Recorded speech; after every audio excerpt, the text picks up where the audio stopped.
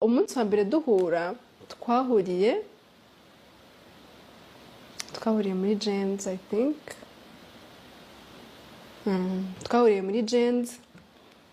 Noneho nsohotse nari ndi kuvugana na Muhinde.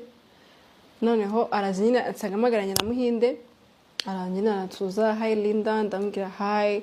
Ahita nyine anyibwira ngo nitwa Chris, ngo tujya tuvugana kuri Instagram ngo shango ntabwo ujye usubizaga abantu. And I was like, Chris uhese. Nyine ahita binyereka, nibwo nyine ahita binyereka arambwira ngo ibaze, ahita anagereka Muhinde. Ngibaze ngo umuntu mwereke kandi vesere nkansubiza mu kwa munani. Nyine urumva mpitambwira nyine I'm sorry, ndamwereka ndambwira ya DM yanjye rero harimo message menshi sukumwa kugusubiza. Umbabarire nyine. Rero icyo gihe nibwo tweshanje amanimero. Nyine tugenda turabakagira nyandikira bisanzwe, hi Linda, yambwira hi Chris. Noneho umunsi wa mbere yanamamagaye